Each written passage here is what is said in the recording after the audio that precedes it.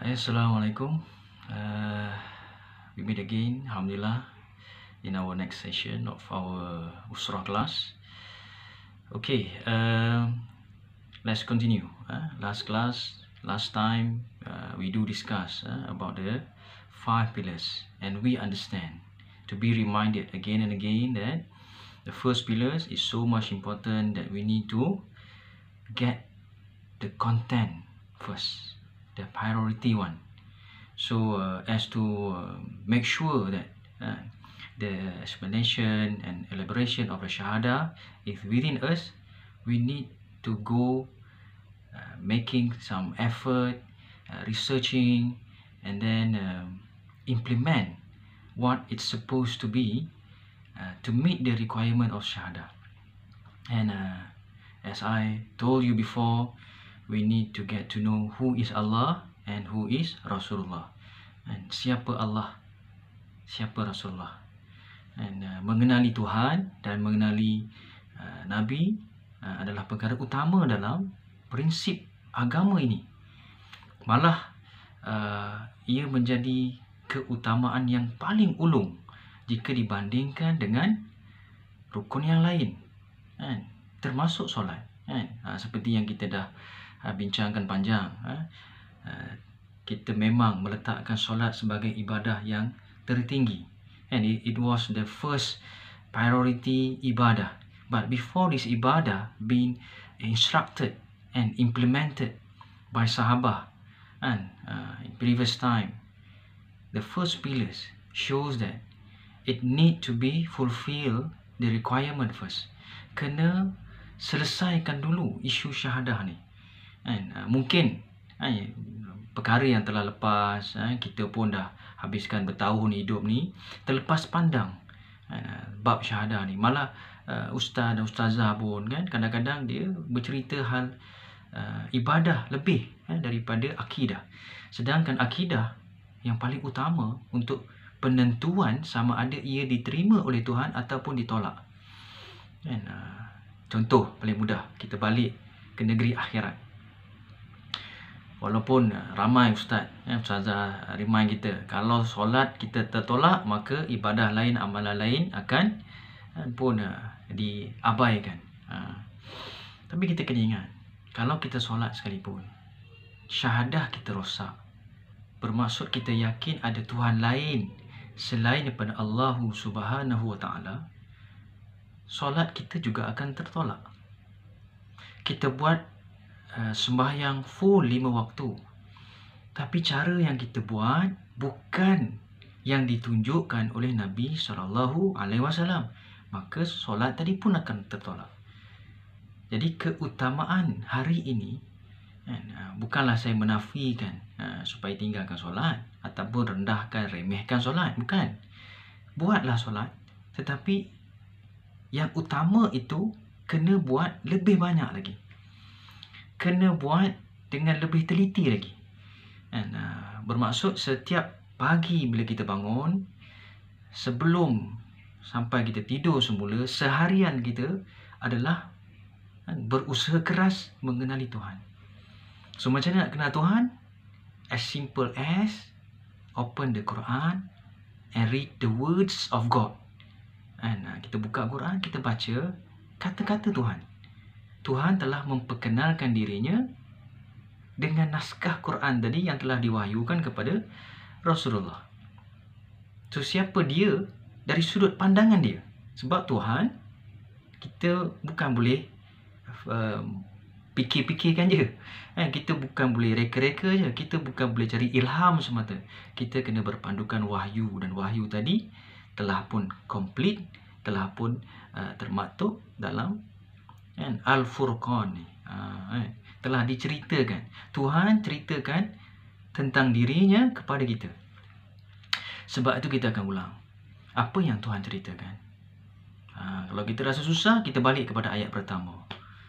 Tuhan adalah yang menciptakan. Dia menciptakan segala-galanya. Tiada yang boleh menciptakan melainkan Dia sahaja yang menciptakan. Malah kalau kita nampak sifat makhluk yang boleh ciptakan pada perkara dan benda lain, kita masih berhajat kepada Tuhan untuk menciptakan perkara tadi. Tapi Tuhan tidak memerlukan yang lain kerana dialah pencipta yang unggul, yang ulung, ada ultimate creator. And dia suruh kita lihat penciptaan dia. Get to know him by looking at his creation. Terutama pada manusia, bagaimana kita boleh melihat. Kita sangka mata melihat, sebenarnya Tuhan yang bagi lihat. Ada orang ada mata, tapi belum tentu boleh lihat. Ada orang mungkin matanya buta, tapi cerah pandangan dia. Ada orang ada telinga, belum tentu boleh dengar. Ada orang peka, tapi dia mengetahui perkara di sebalik yang kita tahu. Kan? Ada orang ada mulut, belum tentu dia boleh cakap. Tapi ada orang bisu, mungkin kata-kata dia sampai ke hati kita. Jadi perkara ini yang perlu kita ulang. Because remind that syahadah need to be performed, obligatory, compulsory, is a duty every single time. So setiap masa, setiap keadaan, kita mesti pastikan dalam hati kita, dalam lafaz kita, dalam perbuatan kita. So how to make sure it happens such a way? In the heart, always with the presence of Allah. Within our words, talking about Allah. And through our action, showing that we are submitting to God instruction and commandment. Macam tu. Okey, apa lagi yang boleh kita ceritakan?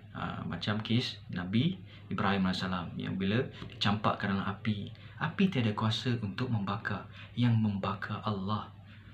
Api nak membakar berhajat pada Allah. Allah nak bakar tidak memerlukan api. Kerana api itu sendiri diciptakan oleh Allah. Sifat api itu pun datang daripada Allah. Sifat api tadi boleh ditarik semula. Sifat api tadi boleh diubah menjadi dingin dan sejahtera kepada makhluknya. Kepada Nabi Allah Ibrahim AS. Dan begitu juga boleh berlaku pada kita. Hari ini kita makan, kita sangka nasi makanan yang mengenyangkan. Tapi sebenarnya yang mengenyangkan Allah. Ada orang makan nasi, selalu saya ulang, kenyang sepinggan. Ada orang 2 pinggan belum tentu kenyang. Ada orang 3 pinggan baru kenyang. Ada orang belum kenyang-kenyang lagi. Asyik nak makan je, seronok makan. Yes, you can eat. But the one who gives satisfy the hunger is Allahu Azza wa Jalla. And this word seem very simple to say, but very important. Because it's related with the shahada that strengthening in our heart.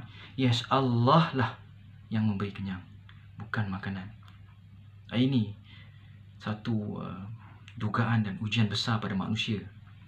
Kalau kita tak makan, contoh kita tak makan, kita pun pergi bertapa, kita pun lapar, kita pun tahan lapar, kita kata Allah bagi kenyang, kita pun ulang Allah bagi kenyang tanpa kita makan. Memang Allah bagi kenyang, katakan. So kita pun yakin Allah bagi kenyang. Sebab apa? Memang tak makan. Kita tinggalkan makanan, tapi Allah bagi kenyang dengan kita menyebut Allah tadi. Boleh. Di akhir zaman, katanya zaman Dajjal, kita akan makan makanan melalui zikir. Makanan habis, hilang, ataupun rosak, musnah, yang hanya ada makanan pada Dajjal. Tapi Dajjal kata kalau kita nak makan makanan yang dia sediakan, kita kena follow dia. Bukan follow macam follow Nabi, follow macam dia itu adalah Tuhan. Maka kita pun reject. Dan sahabat tanya macam mana kita nak makan? Orang mukmin makan dengan zikir. Okey, betul lah kita boleh makan dengan zikir. Kalau kita mampu, cuba try.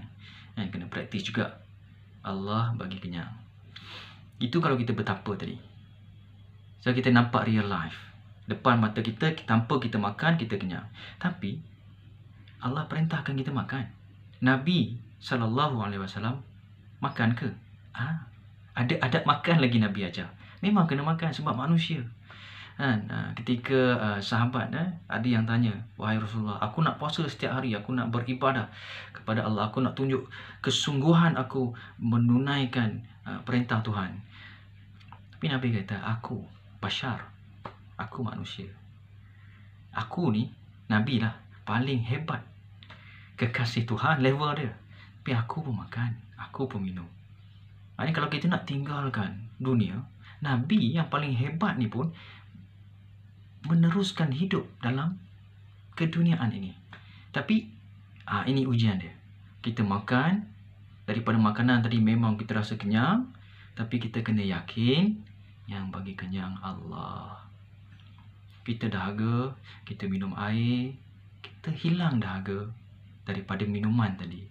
Tapi kita kena yakin Allah bagi hilang dahaga. Allah yang hilangkan haus kita tadi.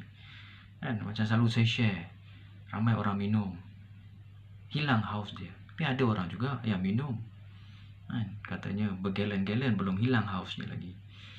Ini boleh terjadi pada manusia. Dan ada orang tak minum pun, tak haus pun. Kan?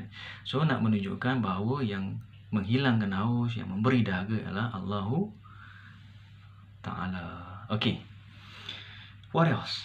Continuing with that is the second syahadah Rasulullah sallallahu alaihi wasallam. We need to know about Nabi. Dan kita kena belajar sifat Nabi. So sepanjang kita dah bincang itu kan, timeline 13 tahun ketika Nabi menjadi Rasul sebelum turunnya perintah solat. Apa yang Nabi buat?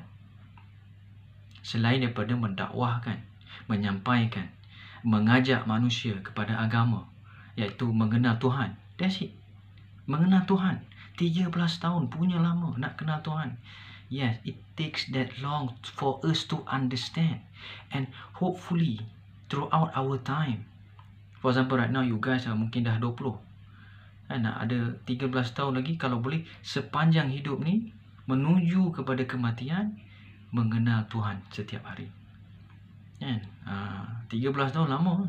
Kalau katakan saya inform diploma childhood education ataupun diploma business kan, sebagainya, diploma law, kita panjangkan 13 tahun, apa jadi kan? 3 tahun pun dah macam-macam kita belajar. So very important to have all the content kan. Sebab tu bila baca Quran kita dapat dia punya jawapan-jawapan kan. Tentang Tuhan ni, cerita tentang Allah Ta'ala ni, kalau kita jadikan lautan tu sebagai dakwat untuk menulis, habis lautan, habis dakwat ni, 7 lautan belum habis lagi cerita pasal Allah kan. Allah Maha Adil macam mana, Allah Maha Penyayang, Allah Maha Pengasih, Allah Maha menghukum, Allah Maha memberi, Allah Maha Kaya, Allah Maha Luas, Allah yang juga menyempitkan. Allah sebut dalam Quran kan. Okay. And throughout this time, other than talking about Allah, is the character of Nabi sallallahu alaihi wasallam. Bagaimana Nabi itu sebagai seorang Nabi, sebagai seorang manusia contoh ikutan tauladan kan. Walaupun mungkin kita selalu dengar Nabi ini berakhlak mulia, Nabi ini bersifat terpuji. Apakah sifat tadi kan? So kita belajar sifat tu kan. Contohnya selalu kita share kan, bila Nabi dipukul kan, apa Nabi buat?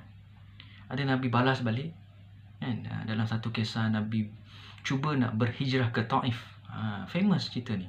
Tapi kalau kita ulang pun cerita ni kan, macam siaran ulangan ni kan, dia bukan sama macam kita tengok cerita yang berulang. Itu pun kadang-kadang kalau cerita tu best, kita ulang banyak kali. Lagu contohnya paling mudah, kita putarkan selalu. Tapi dengar lagu banyak kali, tengok cerita movie berulang kali, lain dengan kita menyebut cerita Nabi berulang kali. Impactnya itu yang kita nak tu. Okay, Nabi ke Taif, tiba-tiba ditolak, Nabi pun patah balik. Cuma kan, ceritanya bersambung. Bukan saja ditolak, malah telah dikumpulkan orang Taif tadi pada satu lorong yang Nabi lalu, dan mereka berada di atas bukit katanya, dengan batu-batu yang mereka pegang, mereka campak pada Nabi. Kalaulah kita kenal ini Muhammad Rasulullah sallallahu alaihi wasallam, tiada manusia yang lebih agung, lebih tinggi kedudukan dia sehingga diberi iktiraf title Habibullah, kekasih Tuhan, yang mana apa saja yang dia minta confirm kabul. Apa yang Nabi buat ketika dibaling batu? Sakit ke baling batu ni? Ke sedap? Kan? Senang je nak tahu. Eksperimen, ambil batu, hantuk kepala. Kan?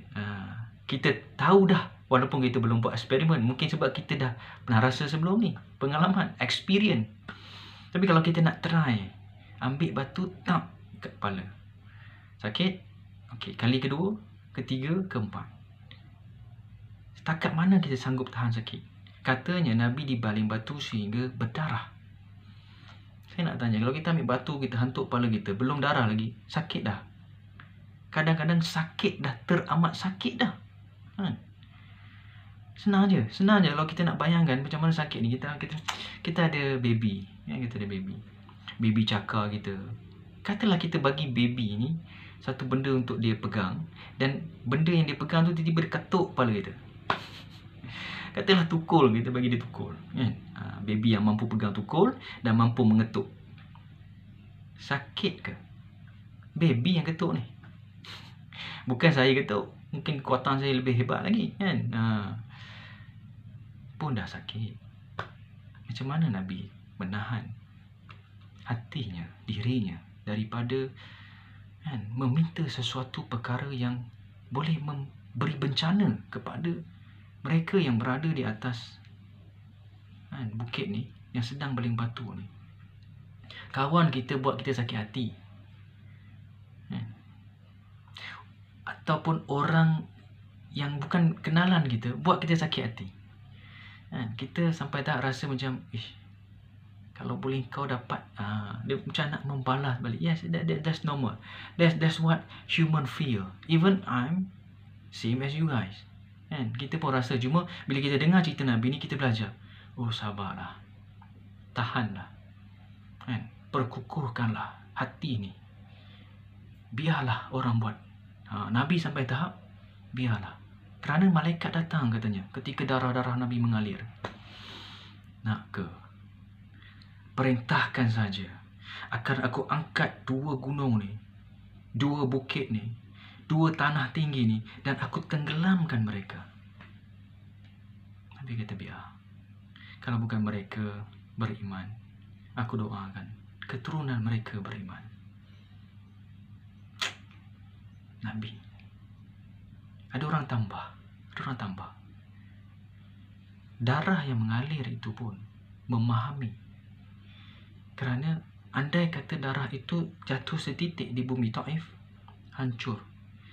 Ibarat kata Melayu, padang jarak, padang terkukur. Habis. Tapi darah tu katanya masuk ke dalam kasut Nabi, supaya terselamat bumi Taif tadi. Hopefully we get something from that. Dan ada yang tambah. Boleh ke? Adakah menjadi suatu halangan bagi Allah Ta'ala untuk mengubah batu-batu yang dibaling tadi menjadi bunga-bunga? Ataupun hilang batu-batu tu? Allah Maha Kuasa. Keperkasaan Allah, pengurusan Allah, kehebatan Allah, keagungan Allah mengatasi. Malah dia mencipta batu tadi. Dia boleh ubah sifat batu yang keras kepada lembut tadi. Tapi inilah dia pengorbanan. Kerana dalam perjuangan ada pengorbanan.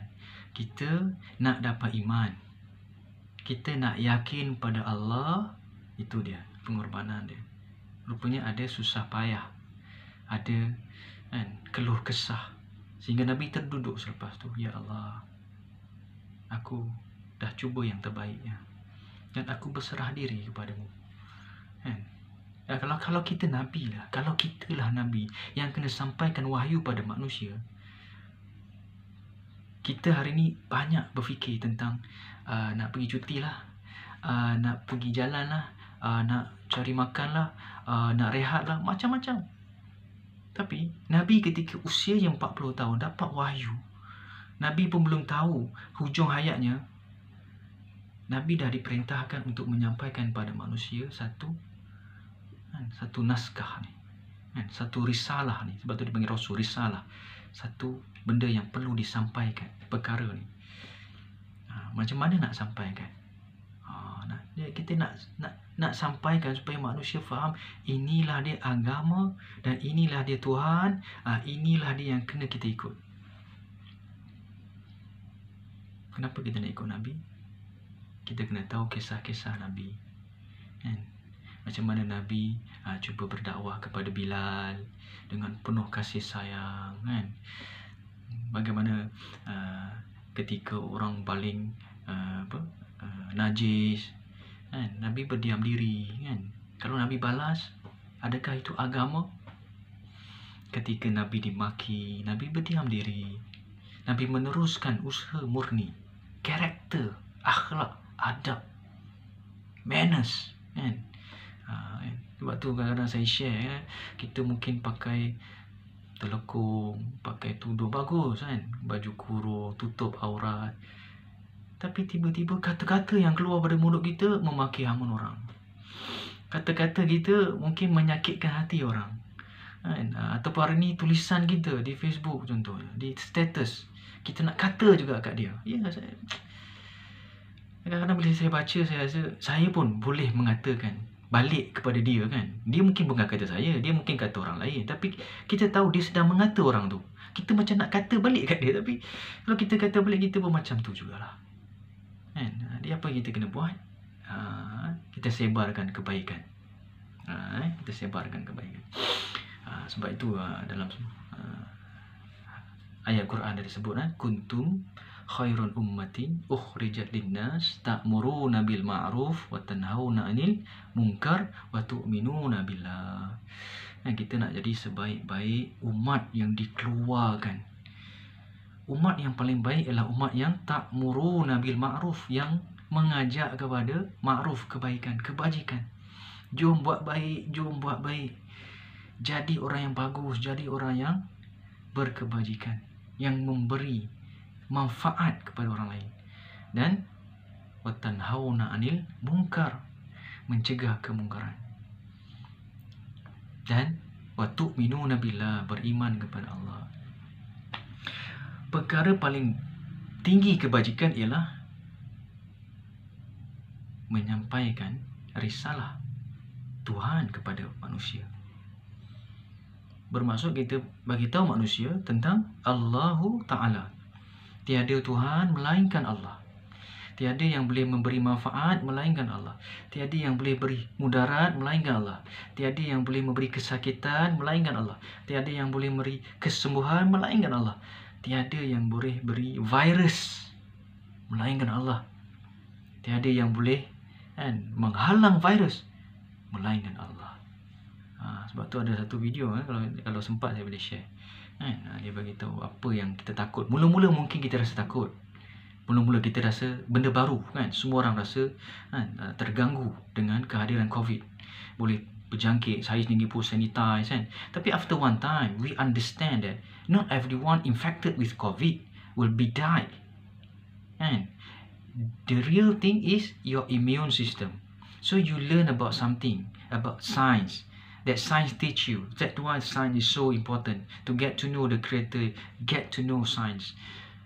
So bila kita tahu sains, sebenarnya Allah jadikan ada penawar dia. Penawar ialah imun badan kita. So kita kena jaga sistem pertahanan badan kita. Apa dia? Pemakanan yang sihat. Dan aktiviti harian kita. Contohnya macam bersukan, berjoging dan sebagainya. Okay? Alright.